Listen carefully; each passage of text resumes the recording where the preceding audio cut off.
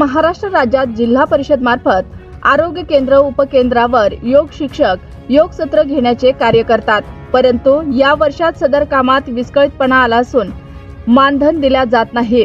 यासाठी राज्यातील योग शिक्षकांच्या प्रतिनिधी मुंबई येथे आरोग्य मंत्री प्रकाश आंबेडकर व राज्यमंत्री मेघनाताई बोर्डीकर यांची नागपूर व परभणी येथे भेट घेऊन सविस्तर चर्चा केली। महाराष्ट्र राज्य आरोग्य वर्धिनी योग शिक्षक संघाच्या वतीने संघटनेचे संस्थापक अध्यक्ष डॉक्टर मनोज निलपवार, कार्यकारी अध्यक्ष श्री प्रसाद कुलकर्णी व सचिव शरद बजाज यांच्या मार्गदर्शनाखाली राज्यातील योग शिक्षक मागण्यांबाबत योग शिक्षक प्रतिनिधीचा पुरवठा चालू आहे।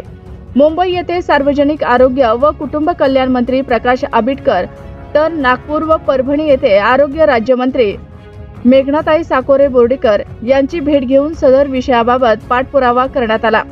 महाराष्ट्र राज्य आरोग्य वर्धिनी योग शिक्षक संघाचे राज्य अध्यक्ष श्री गजानन चौधरी व अहिल्यानगरचे जिल्हा अध्यक्ष श्री विलास येळवंडे यांनी योग शिक्षक मागण्याबाबत आरोग्य मंत्री व राज्यमंत्री यांच्याशी वार्तालाप केला।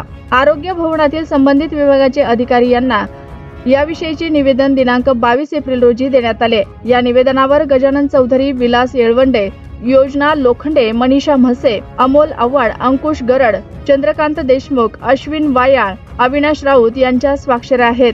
जिल्हा परिषद मार्फत आरोग्य केंद्र व उपकेंद्रावर चालू असलेले योग सत्राचे कार्य पूर्ववत चालू ठेवणे, रखडलेले मानधन देणे व यापुढे दर महिन्याला मानधन अदा करणे आदी मागण्या केल्याचे गजानन चौधरी यांनी सांगितले। योग सत्र कामात सुसूत्रता आणून मानधनात वाढ करण्याची गरज असल्याचे विलास येळवंडे यांनी सांगितले।